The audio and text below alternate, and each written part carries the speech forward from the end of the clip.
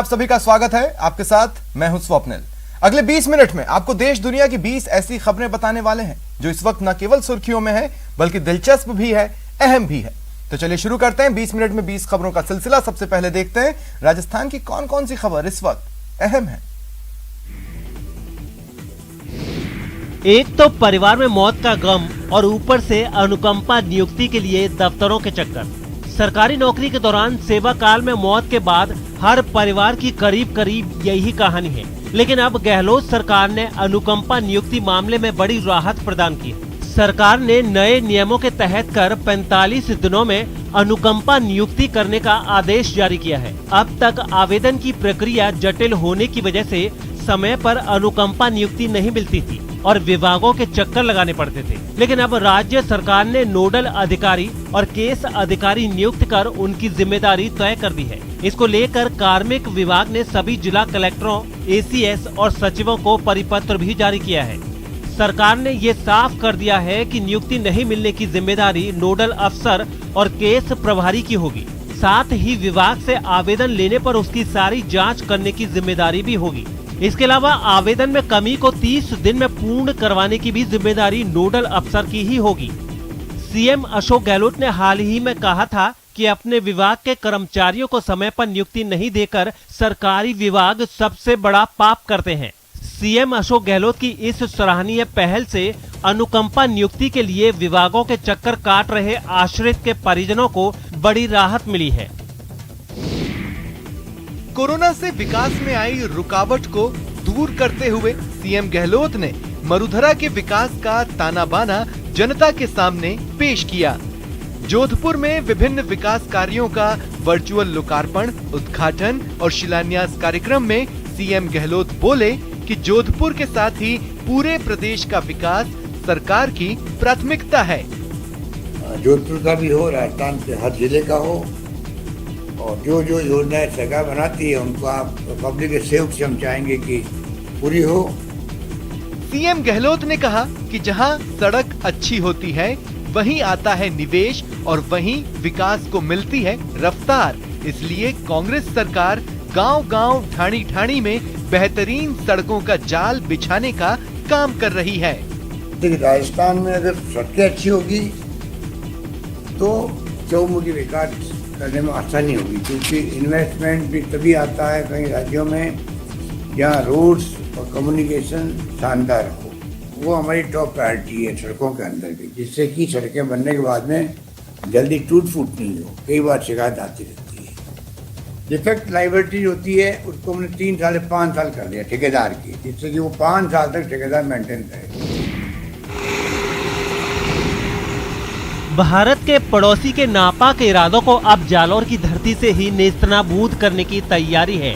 जी हां, वो दिन दूर नहीं जब जालौर के अगड़ावा की सड़कों पर फाइटर प्लेन दौड़ते नजर आएंगे। इसके लिए बाकायदा टेस्टिंग भी शुरू हो चुकी है। ऐसी ही टेस्टिंग के दौरान जब भारतीय वायुसेना के हेलीकॉप्टर आकाश में मंडराने लगे तो जालौर के लोगों के दिल भी बल्लियों उछलने लगे। दरअसल भारतमाला प्रोजेक्ट के तहत अगड़ावा में 5 किलोमीटर लंबी हवाई पट्टी तैयार की गई है, जिस पर जल्दी ही एयरफोर्स के फाइटर प्लेन दौड़ते नजर आएंगे। इसे लेकर सेना के 2 हेलीकॉप्टर लैंड हुए और रनवे का निरीक्षण भी किया। इस मौके पर सुरक्षा को लेकर भारी संख्या में पुलिस बल की तैनाती भी की गई थी। साथ ही इस हाईवे को भी पूरी तरह से बंद कर दिया गया था।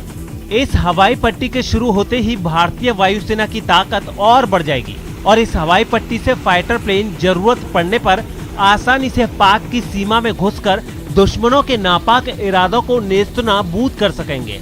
परियोजना के तहत जालौर जिले के चितलवाना के पास में 5 किलोमीटर लंबा रनवे तैयार किया गया है और इस रनवे पर कुछ ही दिनों में भारतीय सेना के फाइटर प्लेन उतरेंगे। इसको लेकर भारतीय सेना के 2 हेलीकॉप्टर आज यहाँ पर पहुँचे हैं और इस हवाई पट्टी का निरीक्षण किया। एक्सप्रेसवे 5 राज्यों हरियाणा, राजस्थान, मध्य प्रदेश, गुजरात और महाराष्ट्र से होकर गुजरेगा। भारतमाला प्रोजेक्ट कई राज्यों के साथ साथ मरुधरा के लिए भी विकास की नई उड़ान लेकर आया है।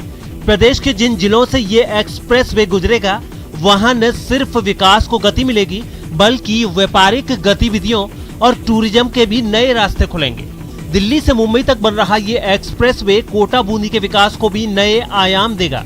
इसका अंदाजा इसी बात से लगाया जा सकता है कि इसके पूरा होने के बाद से कोटा से दिल्ली सिर्फ 4 घंटे में और मुंबई सिर्फ 8 घंटे में पहुंचना संभव हो पाएगा। लोकसभा स्पीकर ओम बिरला ने NHAI और कोटा बूंदी के प्रशासनिक अधिकारियों के साथ प्रोजेक्ट की समीक्षा के बाद ये बात कही। उन्होंने कहा कि कोटा से दिल्ली तक 8 लेन सड़क निर्माण का काम जनवरी 2023 तक, जबकि मुंबई तक सड़क का निर्माण 2023 के अंत तक पूरा हो जाएगा। इस प्रोजेक्ट के पूरा होने के बाद दिल्ली मुंबई की दूरी तो घटेगी ही, बड़ौदा, सूरत, वलसाड जैसे नगरों से भी कोटा की दूरी कम हो जाएगी। जाहिर है कनेक्टिविटी में सुधार से पूरे हाड़ौती इलाकों में कारोबारी गतिविधियां भी बढ़ेंगी और नए उद्योगों के आने की संभावना भी बढ़ेगी। इसके अलावा सर्विस सेक्टर का विकास भी तेज गति के साथ होगा। इससे हमारा कोटा के अंदर जितना भी व्यापार और इंडस्ट्रीज का सेक्टर है वो हमारा इंदौर से भी बेटर कनेक्टिव होने के कारण और बम्बई से भी बेटर कनेक्टिव होने के कारण, सूरत और बड़ौदा से बेटर कनेक्टिव होने के कारण हम हमारे व्यापार, उद्योग, इंडस्ट्रीज के सेक्टर को भी बढ़ाने में कामयाब होंगे। झुंझुनू में बीजेपी नेता और चिड़ावा पार्षद को धमकी देने वाले मामले में एक आरोपी मोहित उर्फ सोनू को गिरफ्तार किया गया है। पार्षद से धमकी देकर 50 लाख की फिरौती मांगी जा रही थी। इस मामले में सबसे बड़ी बात यह है कि विदेश में बैठकर धमकी दी जा रही थी। दिल्ली की तिहाड़ जेल में बंद हार्डकोर अपराधी संपत नेहरा से भी कॉन्फ्रेंस के माध्यम से बात करवाकर धमकी दिलवाई गई थी। आरोपियों ने बीजेपी नेता अनूप बघेरिया के घर पर फायरिंग करने का भी प्लान बनाया था। पुलिस की छानबीन में ये बात भी सामने आई कि इस मामले में सबसे बड़ी भूमिका कैथल हरियाणा निवासी लखविंदर सिंह उर्फ लखा उर्फ लक्की की भूमिका सामने आई है। लखा पिछले 2 सालों से पुर्तगाल में रह रहा है। उसने ही बीजेपी नेता अनूप बघेरिया को विदेशी नंबरों से फोन किया था। लखा लॉरेंस बिश्नोई और संपत नेहरा गैंग का सदस्य रह चुका है। संपत नेहरा चंडीगढ़ के रिटायर्ड पुलिसकर्मी का बेटा है। संपत को गैंगस्टर लॉरेंस का राइट हैंड बताया जाता है और संपत पर हरियाणा, पंजाब, दिल्ली और राजस्थान में कुल 30 से ज्यादा मामले दर्ज हैं। 12 मर्डर के मामलों में संपत का नाम सामने आया है और उस पर FIR भी दर्ज है। कि एक व्यक्ति जो ये मोहित उर्फ सोनू है, ये नीरज काकरोली के संपर्क में है और ये दोनों जो है इस बारे में प्लानिंग कर रहे हैं कि अभी तक पैसे प्राप्त नहीं हुए तो इनके पार्षद महोदय के घर पे जो है फायरिंग की जाए। तो उस बात का खुलासा होने पे इसको मोहित उर्फ सोनू को गिरफ्तार किया गया है। जो दुर्ग मरुद्रा की आन बान शान की गौरव गाथाओं का गवाह है, जिसे यूनेस्को ने वर्ल्ड हेरिटेज साइट में शामिल किया है, चित्तौड़गढ़ के उस दुर्ग के संरक्षण को लेकर पुरातत्व विभाग बिल्कुल भी गंभीर नहीं दिख रहा है। इसकी पोल 13 जुलाई को कीर्ति स्तंभ पर बिजली गिरने के बाद खुल गई। इसके बाद जो सच सामने आया वह साफ तौर पर लापरवाही को इंगित करता है। दुर्ग पर 40 स्मारक ऐसे हैं जो विभाग के रिकॉर्ड में हैं, लेकिन इन स्मारकों के प्रति विभाग लापरवाह बना हुआ है। हाल ये है कि ऐतिहासिक इमारतों को आकाशीय बिजली से बचाने के लिए सिर्फ 3 इमारतों पर त्वरित चालक लगाए हुए हैं, जिनमें एक की चोरी हो चुकी है और 2 इमारतों पर लंबे समय से रख रखाव तक नहीं हुआ है। अब लापरवाही सामने आने के बाद स्थानीय लोगों और दुर्ग के विकास से जुड़ी संस्थाओं में रोष है। 70 सालों से इस दुर्ग पर विकास के नाम पर करोड़ों खर्च किए गए, लेकिन अब लापरवाही सामने आने के बाद सवाल खड़े होने लगे हैं। बड़ी बात यह है कि पुरातत्व विभाग के स्थानीय अधिकारी प्रोटोकॉल का हवाला देकर इस पर बातचीत तक करना गवारा नहीं समझते। मरुधरा के पर्यटन स्थलों में अब जल्द झुंझुनू भी शुमार होने वाला है।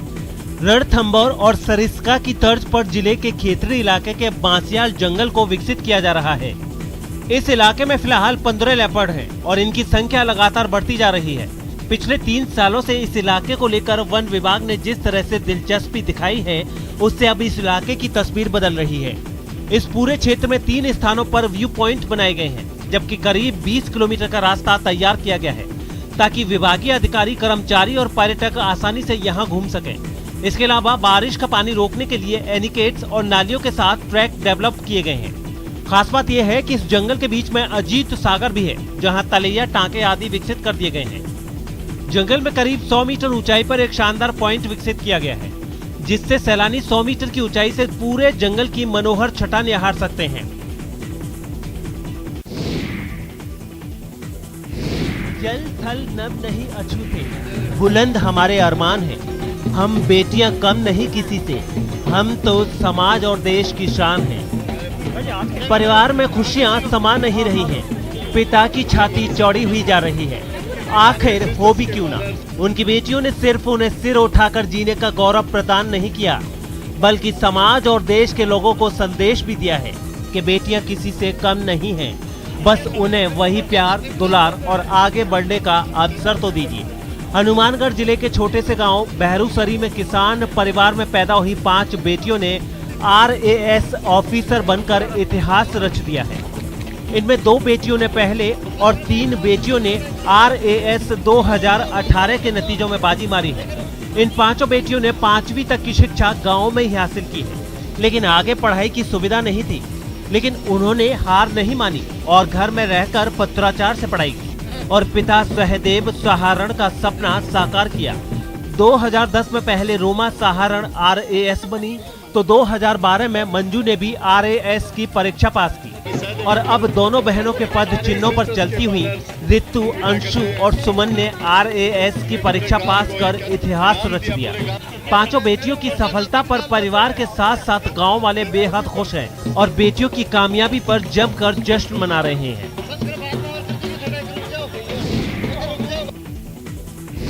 देख लेते हैं कुछ अन्य राज्यों की खबरें। अपने अनमोल जीवन को देश की सरहदों पर न्यौछावर करने वाले BSF के जवानों अधिकारियों ने बहादुरी का एक मानक स्थापित किया है। देश की सीमाओं की रक्षा के साथ साथ देश के अंदर भी आतंकियों, नक्सलियों के खिलाफ अभियान में BSF ने सराहनीय भूमिका निभाई है। अदम्य साहस और शौर्य से दुश्मनों के दांत खट्टे कर देने वाले BSF का 18वां अलंकरण समारोह नई दिल्ली में आयोजित किया गया। इस भव्य समारोह में देश के गृह मंत्री अमित शाह ने 27 BSF जवानों को उनकी वीरता और साहस के लिए सम्मानित किया। इस समारोह में गृह सचिव अजय भल्ला और इंटेलिजेंस ब्यूरो के निदेशक अरविंद कुमार भी शामिल हुए। इस मौके पर गृह मंत्री ने देश की सरहदों की रक्षा में BSF की भूमिका की तारीफ की। बता दें कि BSF के अलंकरण समारोह का आयोजन पहली बार वर्ष 2003 में किया गया था और तब से हर साल BSF के प्रथम महानिदेशक और पद्म विभूषण सम्मान से सम्मानित KF रुस्तम की जयंती के अवसर पर इस समारोह का आयोजन किया जाता है।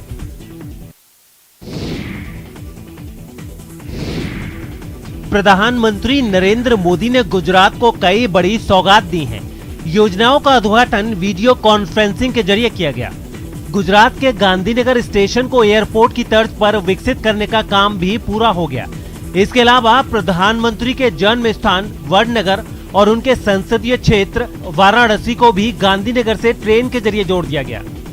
हरी झंडी दिखाकर प्रधानमंत्री ने दोनों ट्रेनों को गांधीनगर स्टेशन से रवाना किया।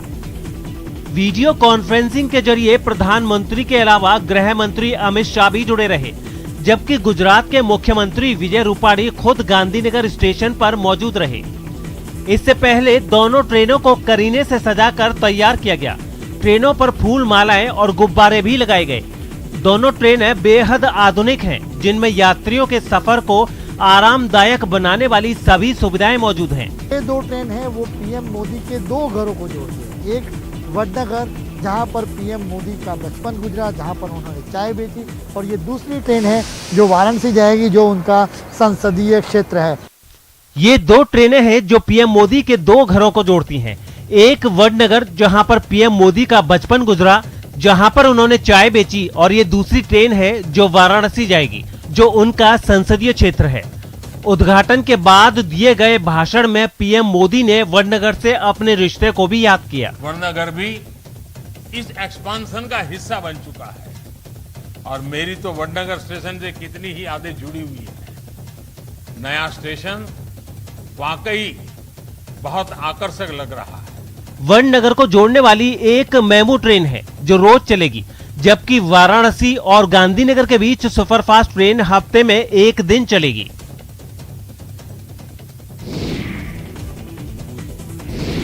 प्रधानमंत्री नरेंद्र मोदी ने गुजरात में पर्यटन और उद्योगों को बड़ा फायदा देने के लिए कई बड़े तोहफे दिए हैं, जिनमें साइंस सिटी अहम है। गुजरात साइंस सिटी अहमदाबाद में बनकर तैयार है, जिसमें नेचर पार्क, रोबोटिक गैलरी और एक्वेटिक गैलरी बनाई गई है। एक्वेटिक गैलरी में 188 प्रजातियों के 11,000 से ज्यादा जलीय जीव हैं, जिनके बीच पहुंचने का अनुभव अब लोगों को मिल पाएगा। इसके अलावा रोबोटिक गैलरी है, जिसमें छोटे बड़े हर तरह के रोबोट मौजूद रहेंगे। इसके अलावा इस गैलरी में एक ऐसा कैफे भी है, जहां खाना बनाने से लेकर परोसने तक का काम भी रोबोट ही करते हैं। और साइंस सिटी का तीसरा हिस्सा है नेचर पार्क, जो 20 एकड़ में फैला है। शुक्रवार को रिमोट का बटन दबाकर प्रधानमंत्री ने साइंस सिटी के तीनों हिस्सों का भी उद्घाटन कर दिया।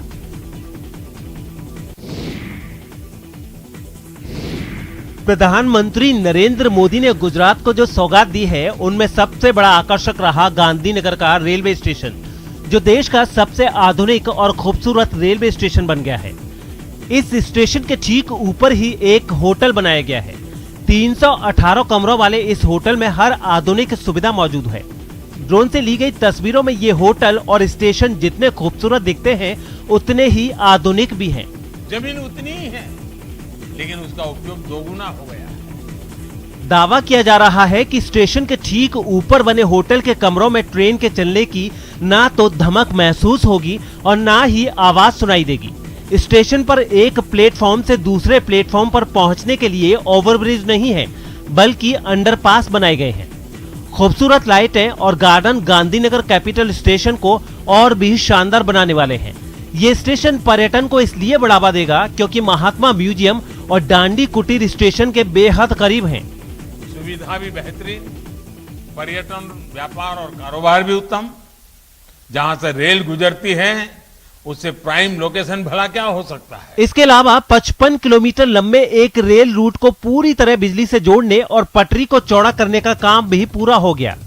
मतलब साफ है, प्रधानमंत्री ने ना सिर्फ गुजरात को 5 स्टार होटल वाली सौगात दी है, बल्कि पूरे देश के रेलवे स्टेशनों को आधुनिक बनाने की दिशा भी दिखा दी है। क्योंकि गांधीनगर देश का पहला रेलवे स्टेशन है जिसे राज्य सरकार की हिस्सेदारी में बनाया गया है।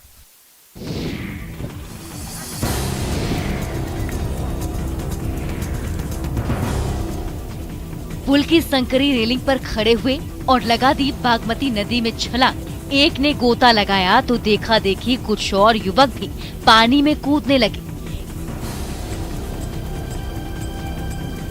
ये नजारा है दरभंगा से समस्तीपुर जाने वाली सड़क का, जहां एकमी घाट के पुल पर हर दिन खतरों से खेलने का ये तमाशा होता रहता है। आसपास के गांवों के युवक आते हैं और एक एक कर बागमती नदी की उफनती धारा में गोते लगाते जाते हैं। छलांग लगा रहे हैं, डर नहीं लगता है? नहीं। अगर मान लीजिए जाए डूब जाइएगा तो क्या कीजिएगा? उतना रेती पर नहीं कूद रहे हैं, तो ज्यादा रेती नहीं है। तो बाढ़ का पानी में जो आप कूद रहे हैं, पुल है उस पर कूद रहे हैं, डर नहीं लग रहा है? आम दिनों में शांत रहने वाली बागमती नदी का जलस्तर मानसून में पुल को छूने लगा है। यही वजह है कि अभी नदी की गहराई इतनी ज्यादा हो गई है कि थोड़ी सी भी चूक जहन्नुम पहुंचा सकती है। लेकिन ये युवा कहाँ किसी को सुनते हैं। पुल की रेलिंग पर खड़े होते हैं और लगा देते हैं बागमती के अथाह पानी में छलांग। लेकिन ये स्टंटबाजी भारी पड़ सकती है। इस तरह से अपनी जिंदगी से मत खेलिए। पल भर की मौज मस्ती से ज्यादा कीमती है आपकी जान।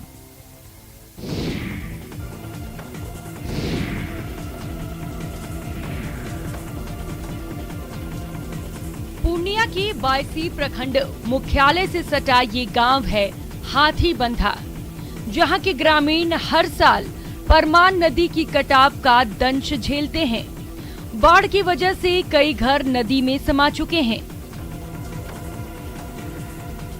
गांव में बने कब्रिस्तान की जमीन का बड़ा हिस्सा भी इस बार बाढ़ की चपेट में आ गया, जिससे बचने की कोशिशों में यहाँ के ग्रामीण जुटे हैं।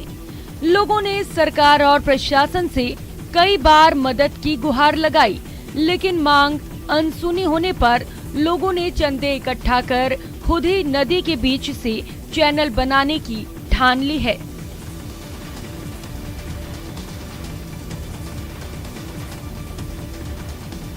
नुकसान बचाने के लिए वो नाला खोज रहे हैं, उसको बचाने के लिए, ये गाँव वाला को बचाने के लिए भी कर रहे हैं हम लोग। हाथीबंदा गाँव जो हमारा इधर आगे पीछे जो है उसको बचाने के लिए हम लोग कोशिश करते हैं। जो हाथीबंदा का कब्रिस्तान 3% कट गया है और 1% बचा हुआ है, उसके कारण हम लोग नाला टाइप का निकाल रहे हैं गांव को बचाने के लिए, कब्रिस्तान को बचाने के लिए।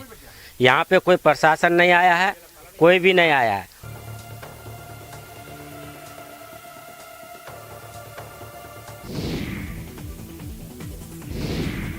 बांस के बेजान ठूंठ भी कमाल कर सकते हैं। इस कोने में सजे एक गुलदान, लैंप स्टैंड और पेन स्टैंड से लेकर ये तमाम कलात्मक कलाकृतियां उसी बांस के बेजान ठूंठ से बनी है, जिसका कोई मोल नहीं समझा जाता था। लेकिन ओरमांझी के माहिर कारीगरों ने बांस के उन सख्त ठूंठों को तोड़ मरोड़ कर ऐसा खूबसूरत आकार दे दिया है कि उससे बने इन उत्पादों को आप भी अपने घरों में सजाना चाहेंगे। ओरमांझी की महली परिवार सालों से बांस की टोकरी और मचिया बनाकर जीविका चलाते आए हैं, लेकिन जब से झार क्राफ्ट ने मार्केटिंग में मदद की, तब से इन बदहाल ग्रामीणों की जिंदगी ही बदल गई। बांस का मार्केट जो हम लोग देख रहे हैं कि ये काफ़ी डिमांड लोग कर रहे हैं, और इस वर्ष हम लोग दिसंबर से लेकर के मार्च तक 25,000 का घर से ही मार्केट किए हैं लॉकडाउन के चलते। रांची के गांव में ऐसे 30,000 से ज्यादा परिवार हैं जो बांस की टोकरी और कैप बनाकर गुजर बसर करते हैं। सिंगल यूज प्लास्टिक इंसान की सेहत के साथ साथ पर्यावरण की सेहत पर भी बड़ा खतरा है। इसके उपयोग को कम करने के लिए सरकार लगातार कई अभियान भी चला रही है। इसी अभियान के तहत DRDO ने बायोडिग्रेडेबल पैकेजिंग प्रोडक्ट्स लॉन्च किया है। ये पैकेजिंग बैग प्राकृतिक और पौधों पर आधारित फूड ग्रेड सामग्रियों से बनाए गए हैं, जो पूरी तरह पर्यावरण के अनुकूल हैं। DRDO ने इन बैग को आचार्य नागा अर्जुन यूनिवर्सिटी और इकोलॉजिस्टिक प्राइवेट लिमिटेड के साथ साझेदारी कर विकसित किया है। हैदराबाद में आयोजित कार्यक्रम में ये प्रोडक्ट लॉन्च किए गए। DRDO के मुताबिक ये बैग 3 महीनों में प्राकृतिक रूप से गल सकते हैं और इससे पर्यावरण को किसी तरह का नुकसान नहीं होगा। पेट्रोकेमिकल से बने प्लास्टिक बैग के गलने में सालों लगते हैं और ये पर्यावरण के लिए भी काफी हानिकारक हैं। इसकी तुलना में ये बैग अधिक टिकाऊ और किफायती हैं और सिंगल यूज प्लास्टिक के बेहतरीन विकल्प हैं। DRDO के एडवांस सिस्टम लेबोरेटरी के निदेशक राम मनोहर बाबू ने कहा कि वे इको लास्टिंग पैकेजिंग प्रोडक्ट्स को लॉन्च करके काफी गर्व महसूस कर रहे हैं।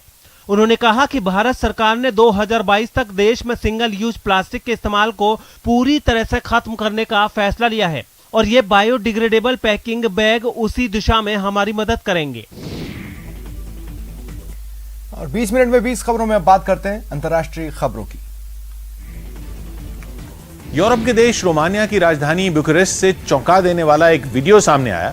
वहां अमेरिकी सेना का एक हेलीकॉप्टर बीच सड़क पर चलता दिखा। या यूं कहें कि एक छोटी सी गाड़ी को भारी भरकम हेलीकॉप्टर को खींचकर ले जाना पड़ा। असल में इस हेलीकॉप्टर को रोमानिया में होने वाली एक मिलिट्री परेड में हिस्सा लेना है, जिसके लिए वो ट्रेनिंग कर रहा था, लेकिन किसी दिक्कत की वजह से सड़क पर उसकी इमरजेंसी लैंडिंग करानी पड़ी और गाड़ी के जरिए उसे सड़क से हटाया गया। लेकिन इससे पहले अमेरिकी सेना का ब्लैक हॉक हेलीकॉप्टर सड़क किनारे खड़ा नजर आया और अमेरिकी फौज के जवान उसमें आई खराबी पर माथापच्ची करते दिखे। हालांकि हेलीकॉप्टर की वजह से ट्रैफिक को रोका नहीं गया, वो भी सड़क पर खड़ा रहा और पास में गाड़ियां भी चलती रहीं। लेकिन जो भी वहां से गुजरा हेलीकॉप्टर को देखकर एक बार के लिए रुक गया। यहाँ तक कि आसपास के दफ्तरों में मौजूद लोग भी अपना काम छोड़कर हेलीकॉप्टर को देखते रहे। सुबह से शाम हो गई, सैनिकों ने हेलीकॉप्टर को धक्का मारकर भी देख लिया, लेकिन कुछ काम नहीं आया। थक हार कर गाड़ी मंगवाई गई जो हेलीकॉप्टर को खींचते हुए अपने साथ ले गई। लोगों ने जिंदगी में पहली बार आसमान में उड़ने वाले हेलीकॉप्टर को बीच सड़क पर चलते देखा तो वो हैरत में पड़ गए और इस घटना का वीडियो बनाने लगे। रोमानिया के 32,000 से ज्यादा सैनिक अमेरिका के साथ मिलकर अफगानिस्तान में जंग लड़ रहे थे, जिनकी वापसी का अगले हफ्ते जश्न मनाया जाना है। और अफगानिस्तान में उनके काम आए ब्लैक हॉक हेलीकॉप्टर को भी उसी जश्न की तैयारी के लिए उड़ाया गया था, जो हवा में बिगड़ गया। फिलहाल इतना ही। नमस्कार।